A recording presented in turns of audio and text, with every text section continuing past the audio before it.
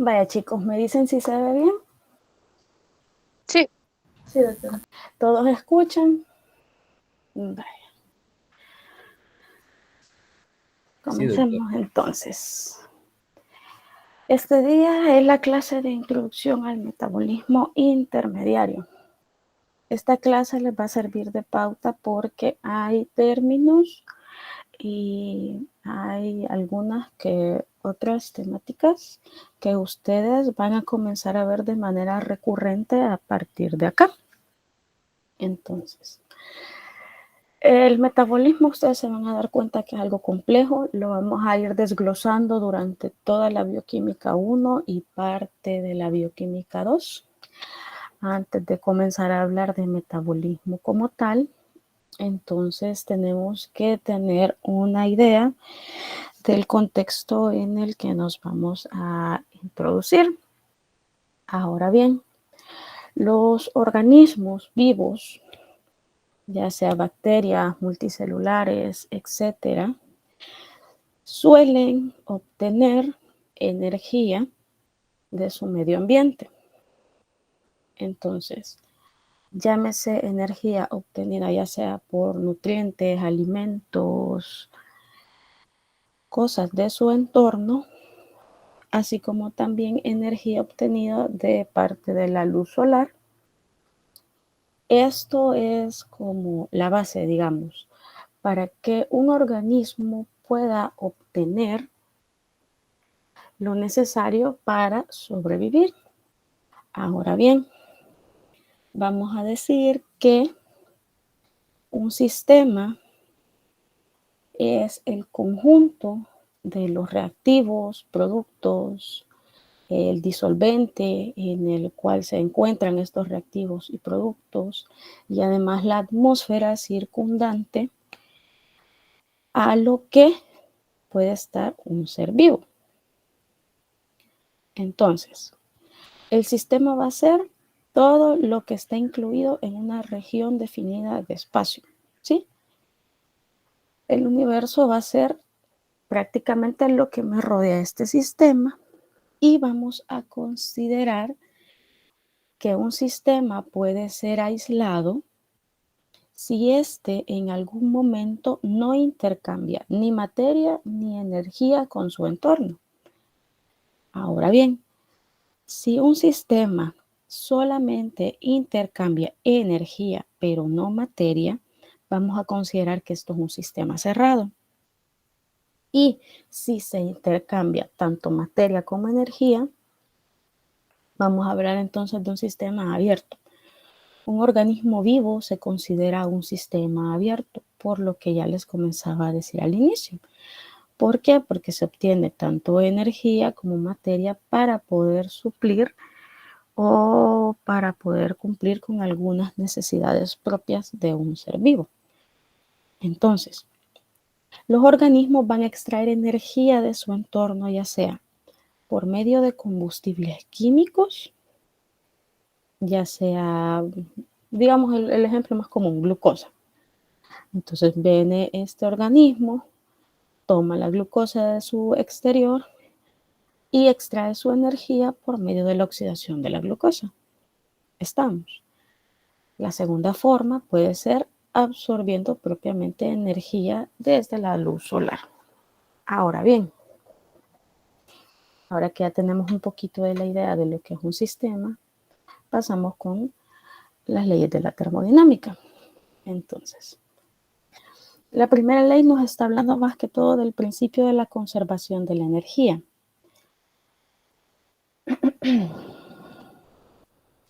En esto nos vamos a enfocar en que cualquier proceso físico o químico, vamos a tener que la cantidad de energía total que se obtiene del universo va a permanecer constante.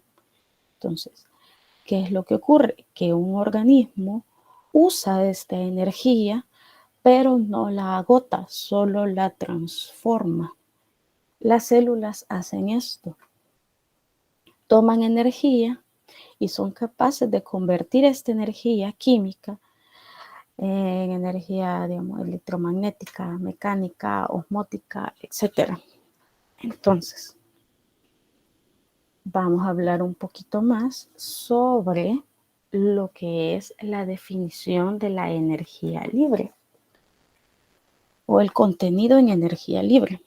Entonces, aquí vamos a introducir unas cuantas palabritas con las cuales ustedes se van a encontrar de vez en cuando, pero hoy lo vamos a ver de esta manera. La definición de la energía libre es G igual a H, que va a ser la entalpia, menos la temperatura, considérese una temperatura constante, absoluta, en grados Kelvin, por S, que viene siendo la entropía, ¿sí? Entonces, si yo tengo una reacción química que se va a dar en un momento donde yo tengo una temperatura constante, entonces voy a tener una variación de energía libre, ¿sí?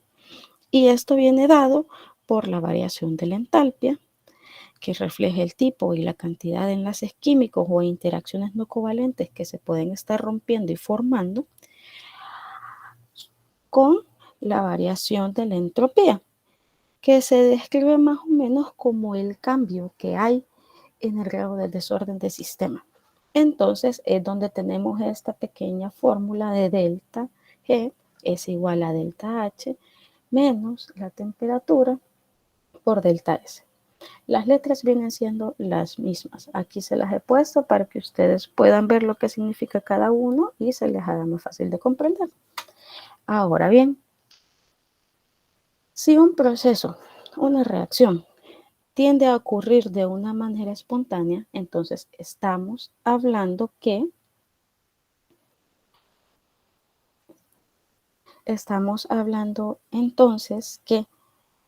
esto de aquí, que es la variación de la energía libre, va a tender a tener un valor negativo. O sea, quiere decir que se está liberando energía durante el proceso. Ahora bien, hablando un poquito más con la célula, vea. La función celular va a depender principalmente de moléculas, llámese proteínas, llámese ácidos nucleicos, etc. En estos casos, la energía libre de la formación puede ser positiva. Esto quiere decir que las moléculas son moléculas menos estables y más ordenadas. Ahora bien, estas reacciones en algún punto pueden ser termodinámicamente desfavorables. ¿A qué me refiero con esto? A que requieren energía. Entonces vamos a conocer esto como endergónico. Ahora bien, si la célula en algún momento acopla otro tipo de reacciones en las cuales lo que se logra es que se desprenda energía libre, entonces vamos a hablar de reacciones exergónicas. A mí lo que me interesa en general es que el proceso de una reacción química sea globalmente exergónico. ¿Qué quiere decir esto? Que la suma de las variaciones de energía libre tiene que ser negativa. ¿Estamos? Vaya, entonces, si yo me pongo a pensar en la fuente habitual de energía libre en las reacciones biológicas, esta energía la mayoría de las veces viene siendo liberada por la hidrólisis de los enlaces fosfoanhidro que se encuentran en la adenosina trifosfato o el ATP. Ya vamos a ver un poquito más a detalle lo que implica esto. Ahora bien, para que ustedes entiendan un poquito o se les quede de una manera más fácil, vamos a tener entonces que las células obtienen nutrientes del entorno, de los cuales yo puedo tener energía de manera potencial, y aparte tengo la luz solar. Entonces, a partir de aquí, yo puedo tomar eso y dar ciertas transformaciones químicas dentro de las células que se van a ver reflejadas como síntesis química, trabajo mecánico, gradientes osmóticos, transferencia de información genética Pero esto lo vamos a ir viendo poco a poco dependiendo de cómo vayamos avanzando en la materia. En algún punto se puede obtener calor, ¿sí? Y el metabolismo me va a producir compuestos más sencillos de las moléculas iniciales que yo tomé. Estamos. Estos compuestos sencillos también se pueden polimerizar posteriormente para darme lugar a macromoléculas o compuestos que la célula tiene que usar para su propio beneficio. Ahora bien, vamos a hablar propiamente de lo que ya es el metabolismo. El metabolismo lo vamos a definir como la suma de todas las transformaciones químicas que se producen en una célula u organismo. El metabolismo, cuando hablamos en términos celulares, lo vamos a considerar como una actividad extremadamente coordinada.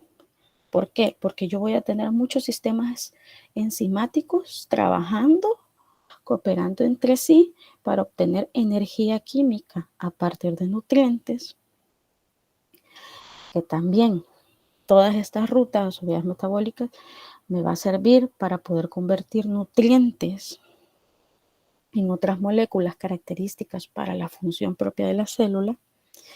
En algún punto puedo polimerizar precursores monoméricos en macromoléculas y también sintetizar y degradar biomoléculas requeridas en fusiones celulares especiales. ¿Sí?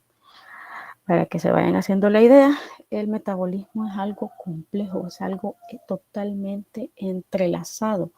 Aquí no solamente tenemos una vía, ustedes pronto irán conociendo todas, tipo glucólisis, lipogénesis, lipólisis, ciclo de Krebs, ciclo de la urea, síntesis de pirimidinas, etc. Todas las van a ir conociendo una por una y se van a ir dando cuenta en qué punto estas están entrelazadas, qué compuestos o metabolitos me entrelazan las vías o qué reacciones son las que me entrelazan todo este complejo sistema enzimático. Ahora bien, tenemos que conocer o diferenciar lo que son las rutas metabólicas. Si ya decíamos que el metabolismo es todo el complejo de reacciones multienzimáticas, entonces las rutas metabólicas las vamos a considerar como una serie de reacciones catalizadas enzimáticamente que van a tomar un precursor y este precursor, a medida que vaya avanzando dentro de la ruta metabólica, va a tener cambios dados, ya sea que se elimine un átomo, se adicione un átomo, se adicione un grupo funcional, se elimine un grupo funcional. Todas estas reacciones enzimáticas me van a ir dando cambios en este precursor para obtener un producto final. Ahora bien, yo en algún momento en esta sucesión de reacciones químicas, cada cambio que se le haga a este producto inicial, a este precursor inicial, entonces lo voy a llamar metabolito, ¿sí? O sea, todo lo que ustedes vayan obteniendo como resultado de las reacciones catalizadas por las enzimas de las rutas metabólicas, entonces es un metabolito. Ahora bien, el metabolismo intermedio incluye las actividades combinadas de todas las rutas metabólicas que interconvierten diferentes tipos de precursores, metabolitos o productos. ¿Sí? Entonces, ahora que ya sabemos lo que es metabolismo, lo que son las rutas metabólicas, lo que es el metabolismo intermedio y lo que son los metabolitos, podemos avanzar un poco más. Para que a ustedes se les haga más fácil de comprender esto, Les traigo aquí el ejemplo de unas cuantas reacciones en el cual aquí vamos a decir que la glucosa viene siendo el precursor. Aquí vamos a tener las diferentes enzimas que me van a catalizar las reacciones para darme diferentes productos, ya sea cambiando un grupo funcional, adicionando, eliminando, para posteriormente estos que ven aquí serían los metabolitos y que esto al final me dé un producto, ¿sí? Entonces, ahora que ya se hace más o menos la idea de cómo es una ruta metabólica, de lo que es el precursor ejemplificado, dónde están las reacciones, cómo son los metabolitos, lo que puedo obtener en cada uno dependiendo de la reacción que a mí me interese realizar dentro de esa ruta metabólica. Entonces, podemos hablar sobre lo que implica el catabolismo y el anabolismo. Chicos, de aquí en adelante ustedes van a ir viendo todo esto desglosado en las diferentes rutas metabólicas. Váyanse haciendo la idea de que se tienen que aprender en algunos casos las enzimas y los metabolitos, los productos finales, qué es lo que necesito para una reacción enzimática, etcétera. Porque de eso trata esta bioquímica, de que ustedes comprendan todos los pasos del metabolismo y se les haga mucho más fácil así comprender el funcionamiento celular. Entonces, aquí vamos a tener dos situaciones que nos interesan, el anabolismo y el catabolismo. Esto lo que tiene es que si bien es cierto, tanto anabolismo como catabolismo no se pueden separar del todo, están en cierta manera entrelazados. Ambas son parte del metabolismo y me ayudan a poder tener los requerimientos celulares necesarios para sustentar la vida. Entonces, el catabolismo, vamos a decir que es una fase de degradación de metabolitos. Tengo yo moléculas, nutrientes, etcétera, que se convierten en productos más sencillos, ¿sí? Y aquí lo que tengo es que las rutas catabólicas comienzan a liberar energía, contrario al anabolismo. En el anabolismo voy a tener biosíntesis. Si en catabolismo yo estaba degradando, en anabolismo yo quiero producir. Entonces tomo precursores pequeños y sencillos y los convierto en moléculas de valor para la célula. Estamos. Ahora bien, vamos a tener que algunas rutas metabólicas se consideran que son lineales y otras que son ramificadas, ¿sí? Para que ustedes se vayan haciendo una idea, les traigo este ejemplo. Aquí podemos observar el catabolismo de color rojo y el anabolismo de color azul, ¿sí? Lo que vamos a observar en este esquema es que algunas rutas metabólicas pueden ser lineales, si ustedes se fijan. Los productos me van dando, los sustratos, perdón, me van dando productos en forma lineal que pueden en algún punto converger para después ser utilizado en otras vías que se vuelven más ramificadas dependiendo de lo que la célula necesite. Y tengo incluso una que otra ruta cíclica en la que voy tomando ciertos sustratos, los voy cambiando y los voy utilizando según la demanda celular. Ahora bien, ustedes pueden observar que las rutas catabólicas son convergentes. O sea, los rojitos ven que al final termina casi que en el mismo punto, digamos. Y las azules, que son el anabolismo, terminan en divergentes. Ahora bien, las rutas tanto catabólicas como anabólicas se pueden conectar en algunos puntos. y pueden incluso emplear algunas enzimas de manera común.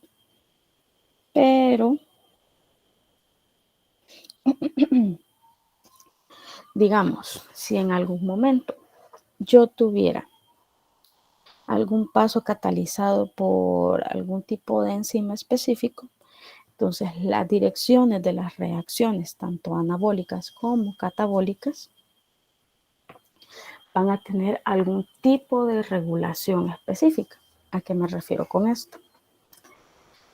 De que en algún momento estas reacciones, estas rutas metabólicas, deben de tener una reacción que sirva para mantener el sentido de la vía. Entonces, esta reacción la vamos a considerar que tiene que ser termodinámicamente muy favorable.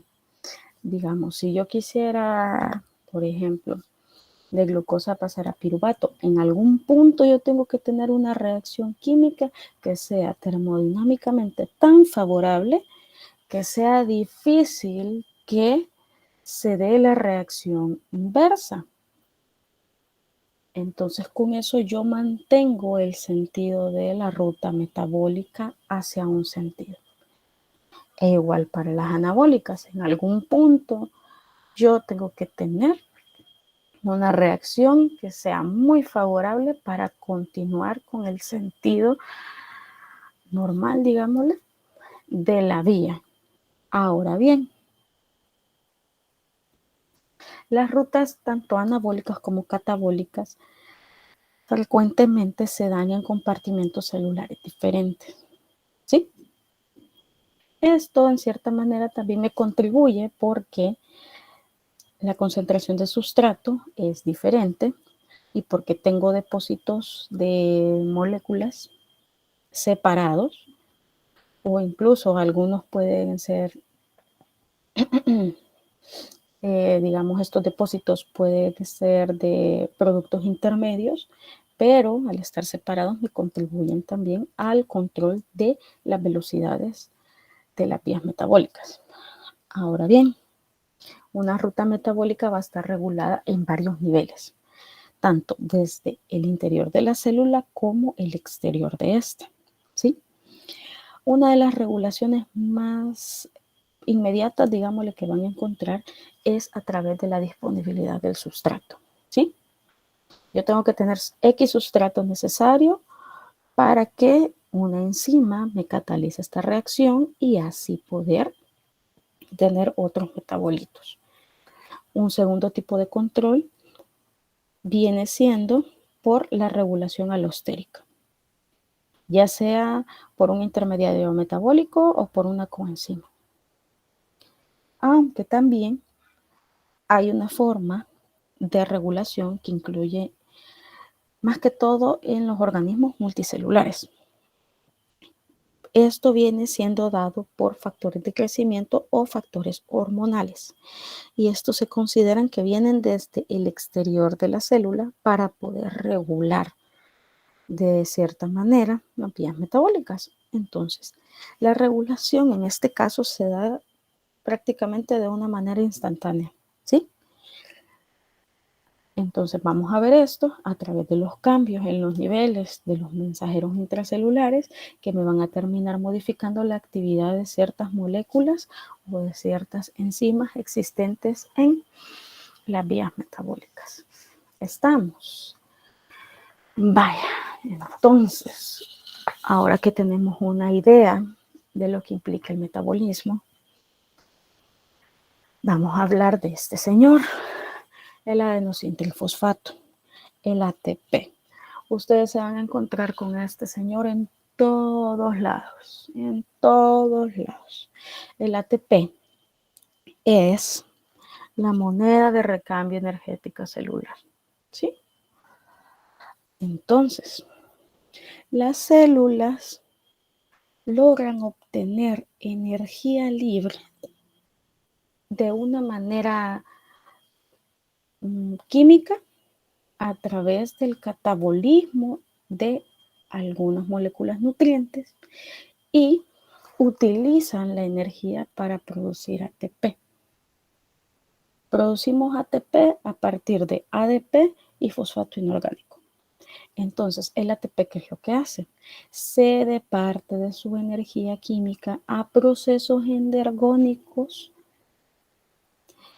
Por ejemplo, llámese síntesis, ya sea de algún intermediario metabólico o de macromoléculas, ya sea para el transporte de alguna sustancia a través de membranas, cuando hablamos de transporte de contrarradiante de concentración, o igual para movimiento mecánico. Entonces, este proceso de estar cediendo energía a partir del ATP generalmente implica la participación covalente del ATP en alguna reacción que puede ser impulsada y que de resultado final me va a dar ya sea ADP, que es el adenosindifosfato, y el fosfato inorgánico. Entonces, ustedes aquí van a ver, este de aquí arriba es el ATP, formado por una base, un glúcido, un azúcar y 3 fosfatos de alta energía. Entonces, cuando yo rompo un enlace fosfoanhídrido, separo uno de estos grupos, me queda como fosfato inorgánico y obtengo a este señor, que es el ADP. Aquí tengo igual una base, un azúcar, pero 2 grupos fosfatos de alta energía. Estamos. Entonces, si yo quisiera continuar utilizándolo, se puede. Y puedo obtener otro grupo fosfato de acá, separarlo de la molécula y tener AMP. Entonces,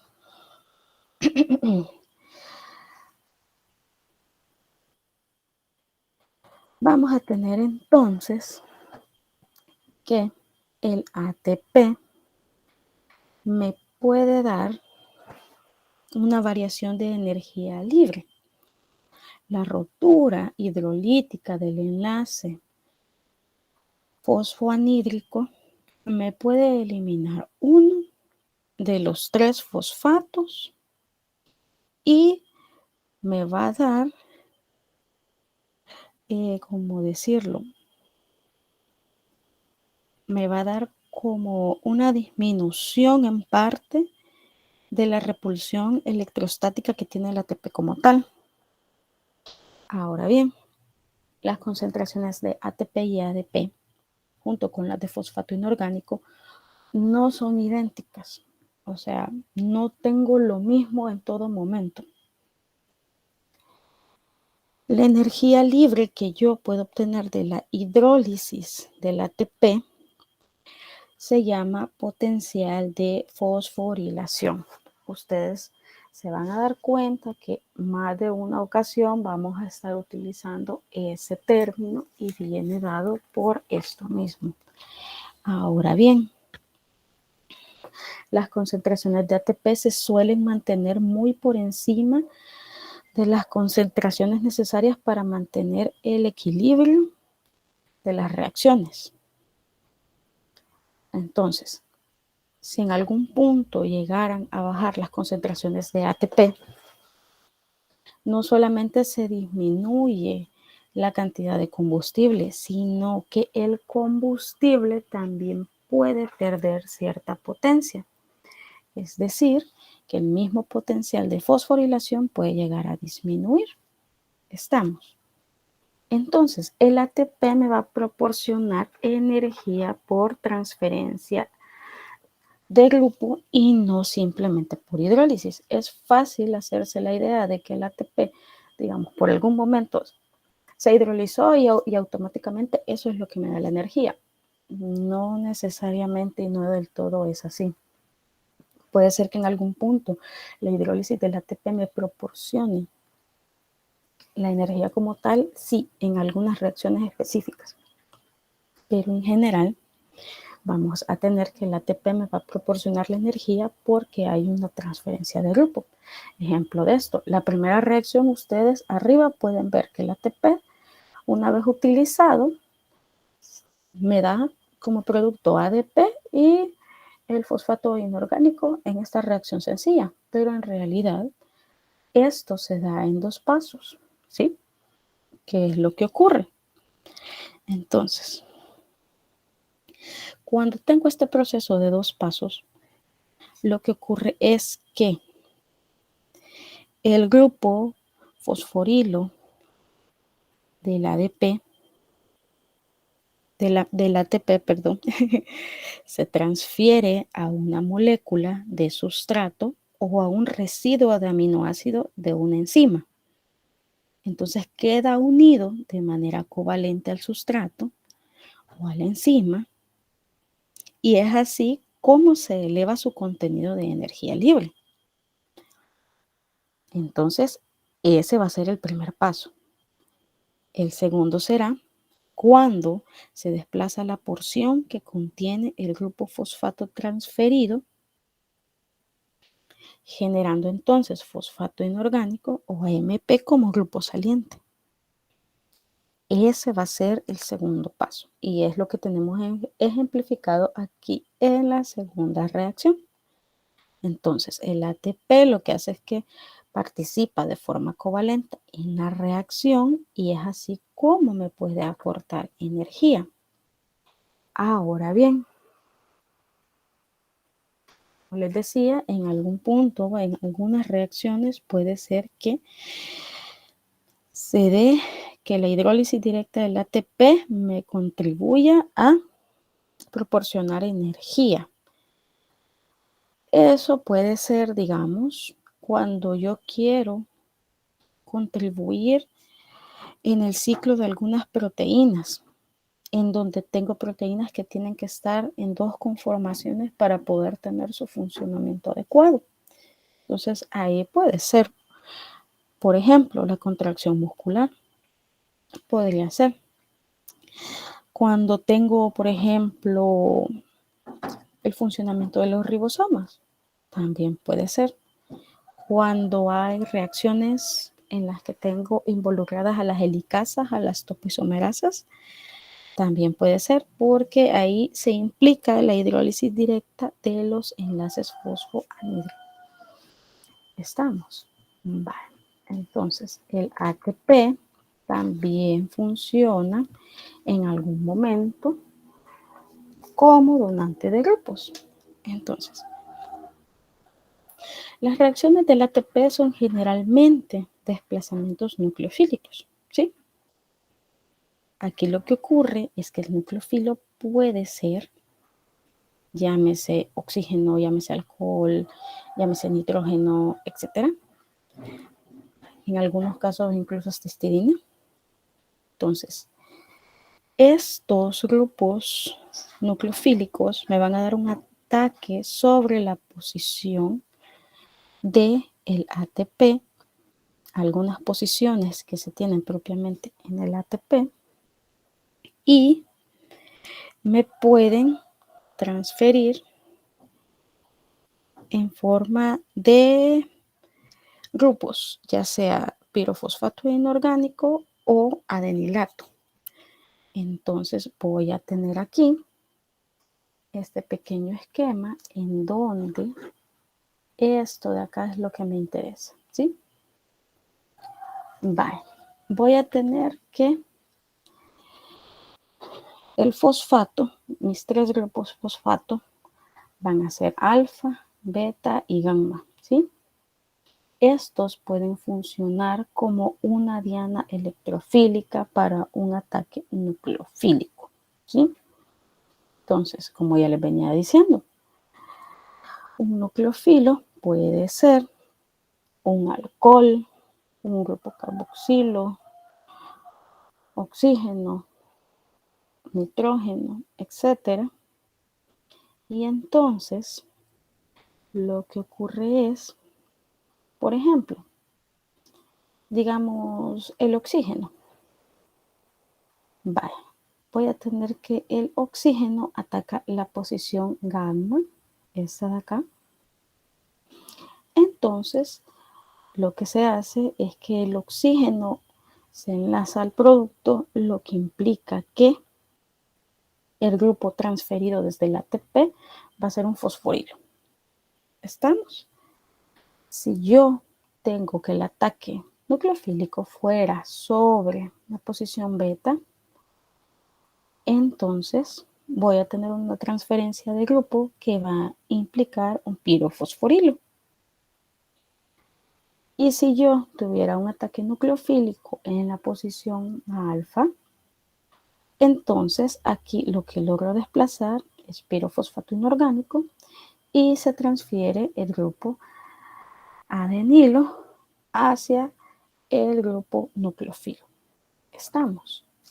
Vaya. Entonces, en algún momento yo puedo tener que las reacciones de adenililación son termodinámicamente favorables, ¿sí?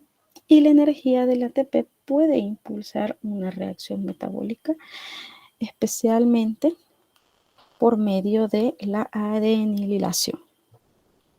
Entonces, si yo en algún momento tuviera una reacción que termodinámicamente me sale desfavorable, puedo utilizar este mecanismo de adenilación para poder impulsar esta reacción y así poder lograr la continuidad de la ruta metabólica. Un ejemplo de esto podría ser la activación de los ácidos grasos.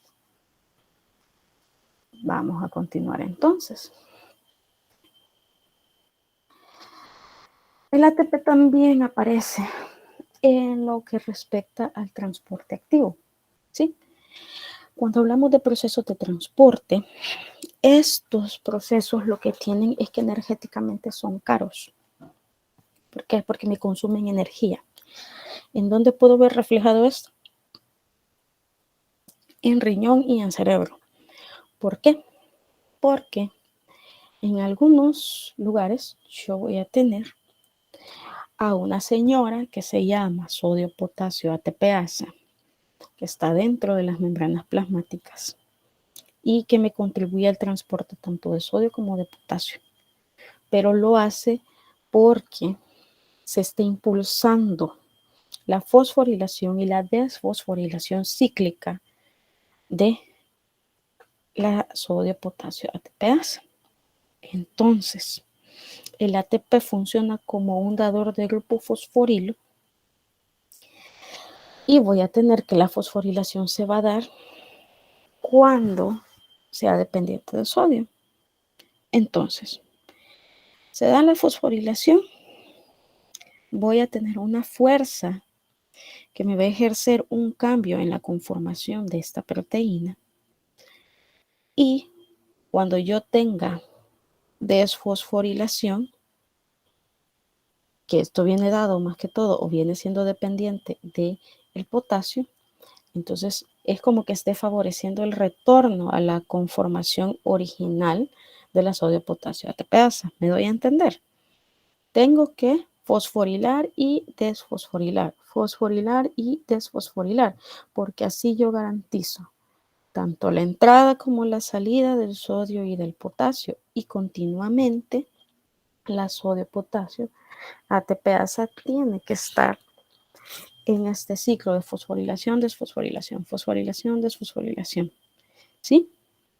Entonces, si yo mantengo este ciclo, voy a poder mantener el transporte, pero para mantener esto necesito estar convirtiendo el ATP en ADP y fosfato inorgánico, ¿sí? Entonces, uso el ATP y tomo el ATP, lo utilizo y voy a tener de producto el ADP y el fosfato inorgánico. Y así voy a estar fosforilación, desfosforilación, utilizando ATP, que después me va a terminar dando ADP y fósforo inorgánico. Y así voy a continuar el ciclo para que se mantenga el uso correcto de lo que implica la sodio-potasio ATPasa. Ahora bien, perdónenme chicos, voy a tomar un poquito de agua porque ya siento un poquito reseca la garganta.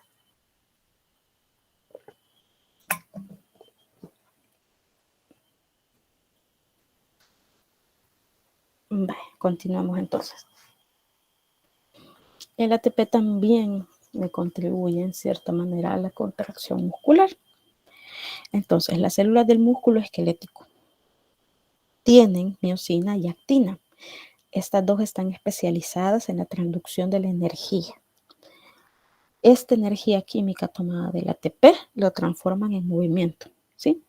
¿Qué pasa aquí? El ATP se une de una manera fuerte a la conformación de la miosina y mantiene a esta proteína en esta conformación específica para que cuando en la miosina se cataliza la hidrólisis del ATP ligado y obtengo por último ADP y pirofosfato, entonces se disocia de la proteína y permite que ésta se relaje, dando una segunda conformación a la miosina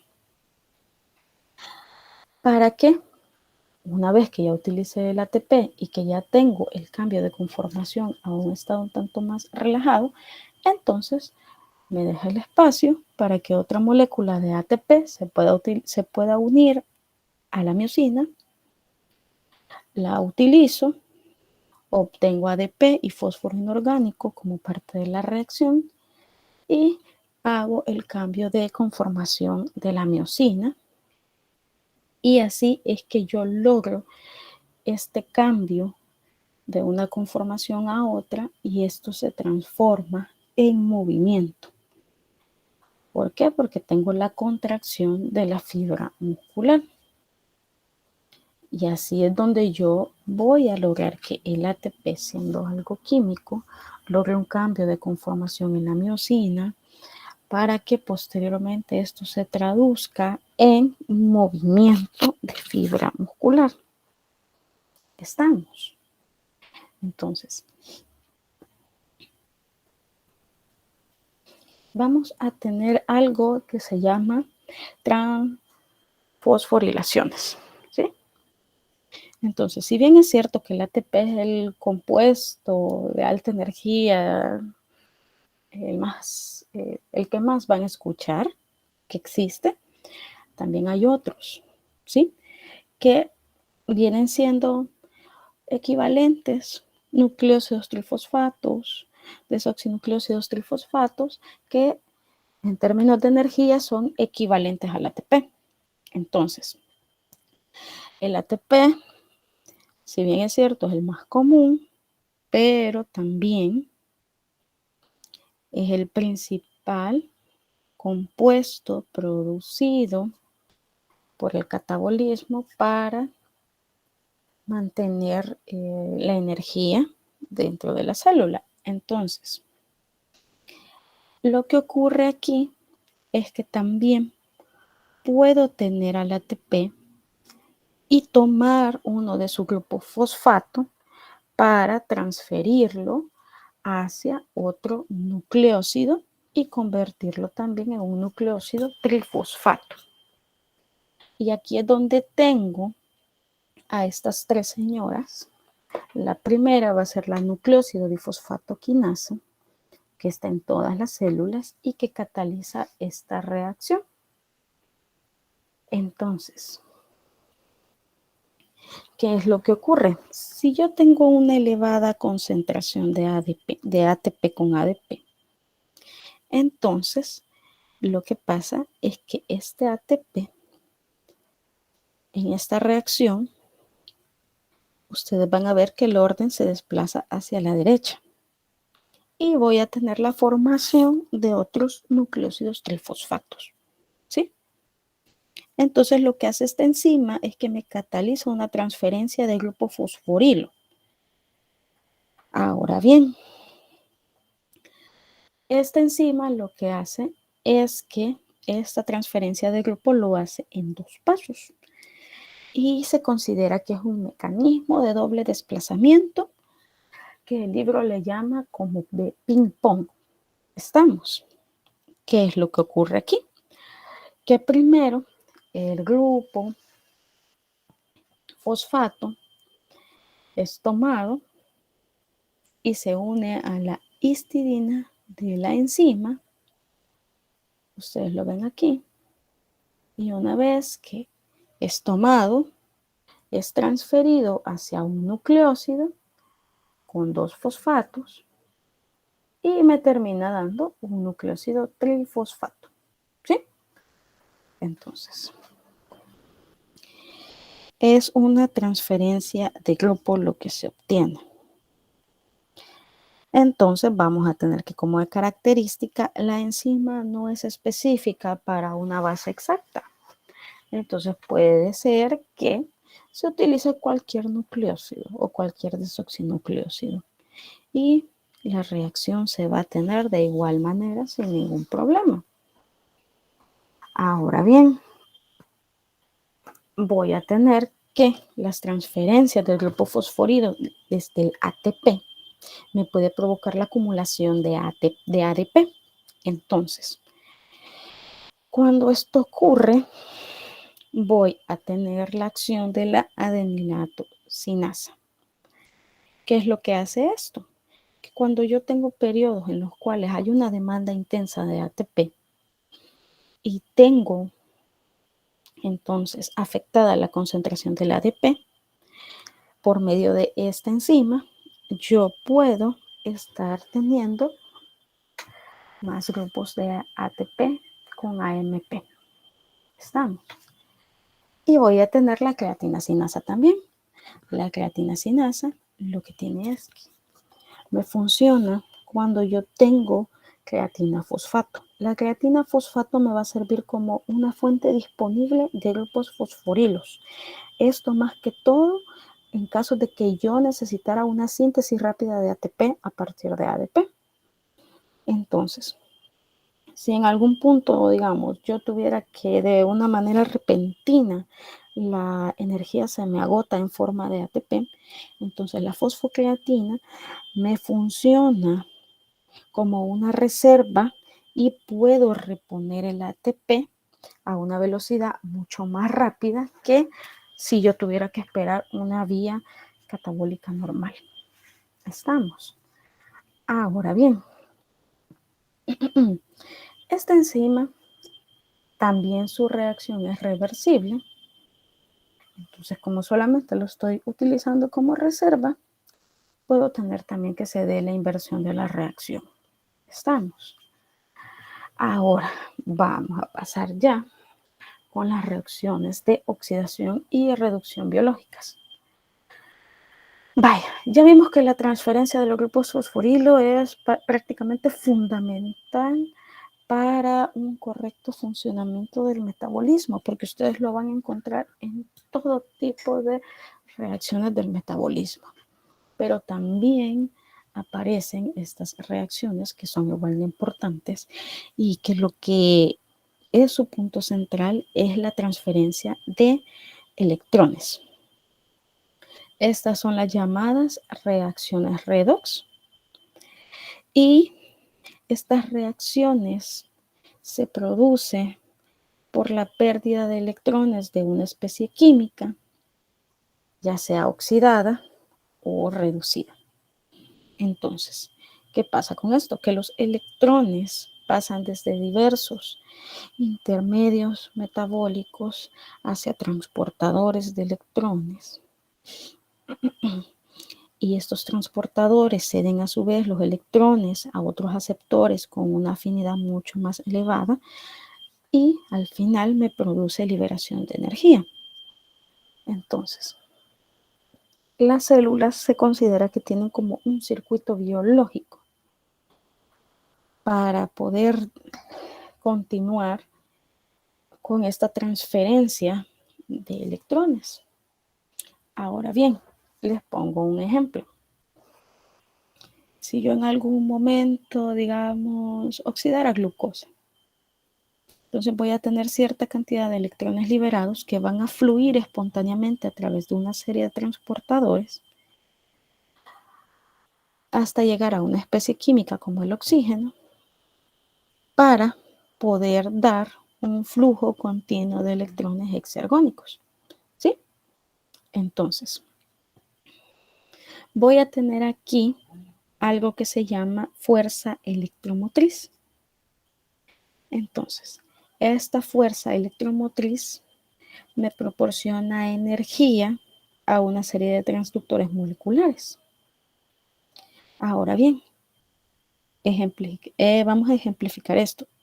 Digamos, en la mitocondria, yo tengo enzimas que están ligadas a la membrana y que acoplan el flujo de electrones. Entonces, este acoplamiento de flujo de electrones me puede servir en caso de producción de una diferencia de pH transmembrana. Si yo quisiera, por ejemplo, traducir a un potencial eléctrico transmembrana. Entonces, vengo yo, este flujo de electrones que tengo acoplado, sirve cuando yo tengo una diferencia de pH y un potencial eléctrico transmembrana, porque esto lo puedo convertir en un trabajo osmótico y un trabajo eléctrico constante dentro de la célula. ¿Sí? Ahora bien, el gradiente de protones tiene como nombre fuerza protón motriz. ¿Sí? Ahora bien, vamos a hablar de lo que implica ser un agente reductor y un agente oxidante. La molécula que es dadora de electrones en una reacción de oxidación y reducción se denomina agente reductor. La molécula que es aceptora de electrones es el agente oxidante u oxidante. Aquí tenemos que hay situaciones en donde yo puedo tener un par redox. Entonces, este par redox puede ser, digamos, ejemplo, el hierro, en donde lo tengo en estado ferroso o en estado férrico.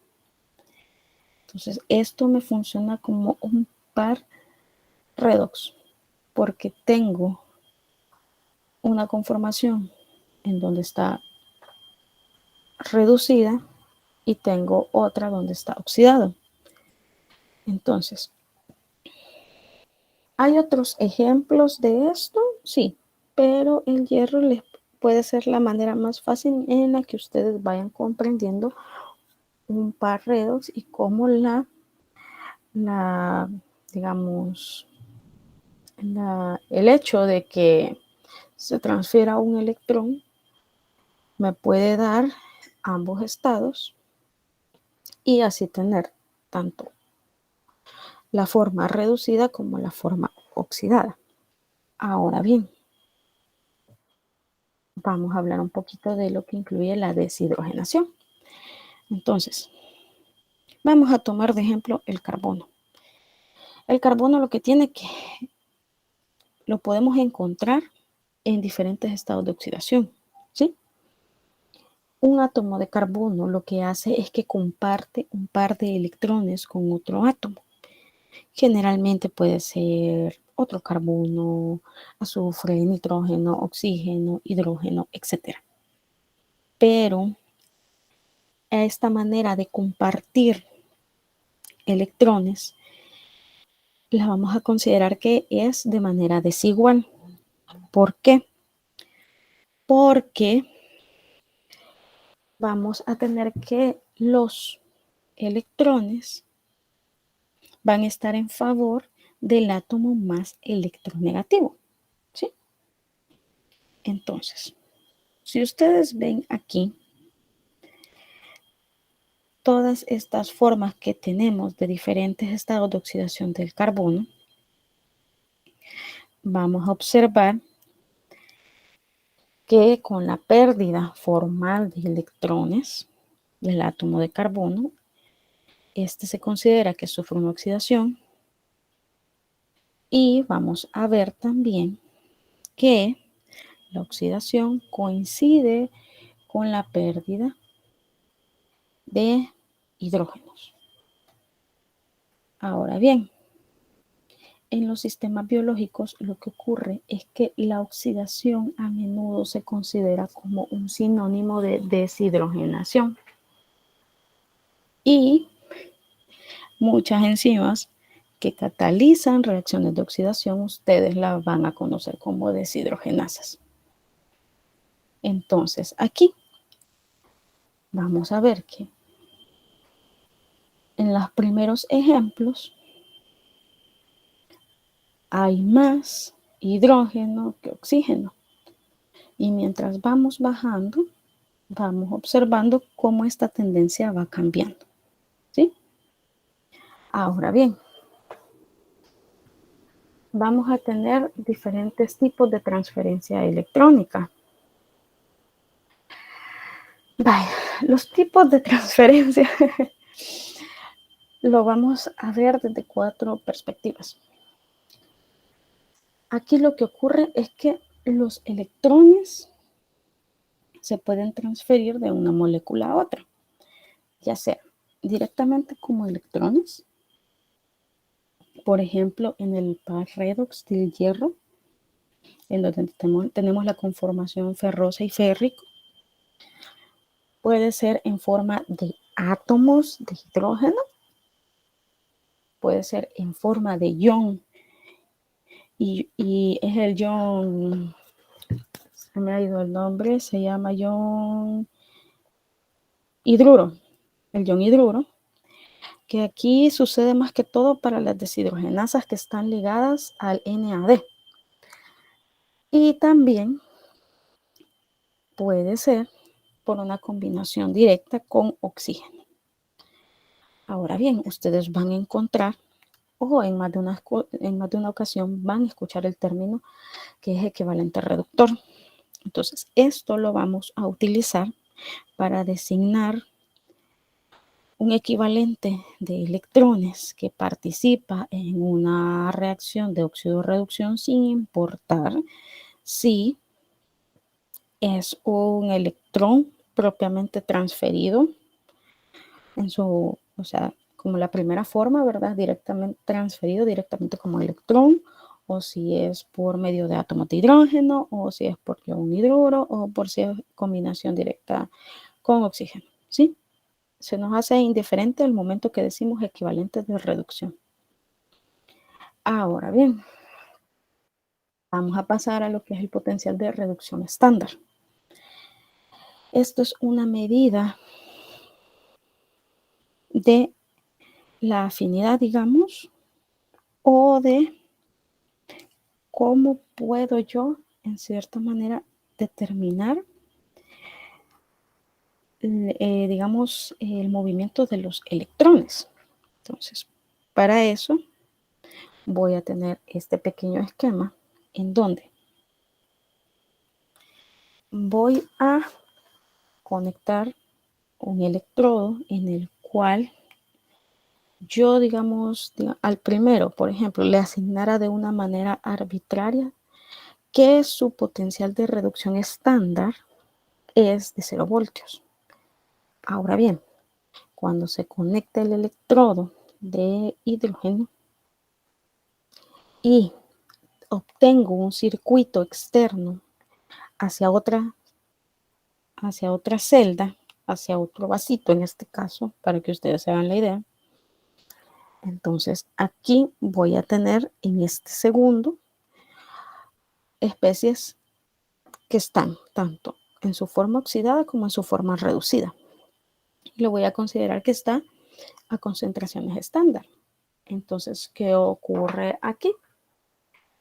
Que los electrones van a tender a fluir a través del circuito externo desde la semicelda que tiene un potencial de reducción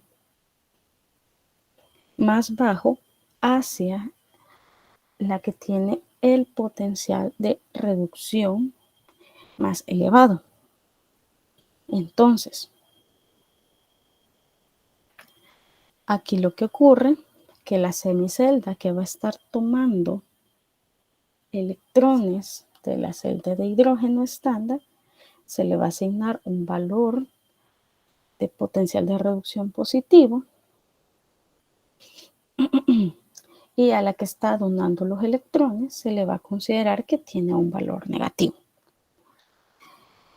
Vaya, ya para ir terminando, vamos a pasar con las coenzimas y las proteínas transportadoras de electrones. ustedes se van a encontrar con estas especies en muchos tipos de reacciones. Vamos a tener aquí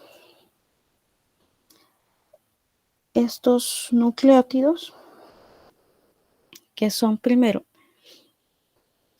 los que se denominan como nicotinamina, adenina, dinucleótido y dicotinamina, adenina, nucleótido fosfato, para que se les haga más fácil NAD, NADP.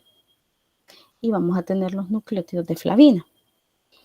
Vaya, entonces, esto lo que tiene es que son coenzimas hidrosolubles que experimentan oxidación y reducción reversibles, ¿sí? Estos, ustedes los van a encontrar, ya van a ver que en más de alguna reacción van a estar involucrados. Tienen diferentes funciones. En diferentes partes del metabolismo los van a encontrar. Y los van a encontrar tanto en su forma oxidada como en su forma reducida. ¿Estamos? Entonces, los nucleótidos, el NAD, NADP, se trasladan de una manera más fácil entre enzimas. Y los de flavina, los nucleótidos de flavina, generalmente se considera que están unidos de una manera un poco más fuerte. Ahora bien, puedo tener también otros tipos como las quinonas, llámese ubiquinona o la plastoquinona, que también pueden funcionar como transportadores de electrones. Ahora bien, ya vamos a terminar, chicos. Yo sé que esto ya me pasé un poquito de la hora, pero ya vamos a terminar. Entonces, vamos a tener que los dos nucleótidos unidos a través de su grupo fosfato también presentan un enlace fosfoanhidro. ¿Estamos?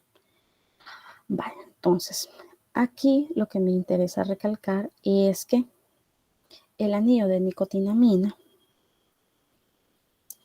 va a contribuir o se parece en cierta manera a la piridina, y por eso estos nucleótidos a veces se les dice como nucleótidos de piridina, ¿sí? Vamos a tener también que con ellos la característica es que la niacina aporta la porción nicotinamina a estos nucleótidos. Entonces, ambas especies, NAD y NADPH, pueden experimentar su reducción reversible por medio del anillo de nicotinamina. ¿Estamos? Vale, entonces, también la reducción del NAD y el NADP puede darse porque existe la conversión del anillo bencenoide de la porción de nicotinamina. Entonces, estas formas ustedes en algún momento las van a encontrar que tienen un signo positivo. Cuando tiene, por ejemplo, NAD positivo, NADP positivo, no me está indicando necesariamente la carga que tiene, sino que me está indicando que el anillo de nicotinamina está en su forma oxidada con una carga positiva sobre el átomo de nitrógeno, ¿sí?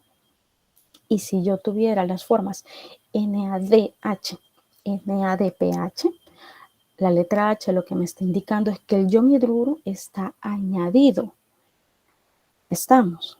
Entonces, estas ustedes los van a encontrar que están en la mayoría de tejidos, que sus concentraciones pueden variar y que incluso ustedes pueden observar que en muchas células y tejidos la proporción de cada uno puede estar elevada, favoreciendo tanto la transferencia del ion hidruro hacia el NADH para formar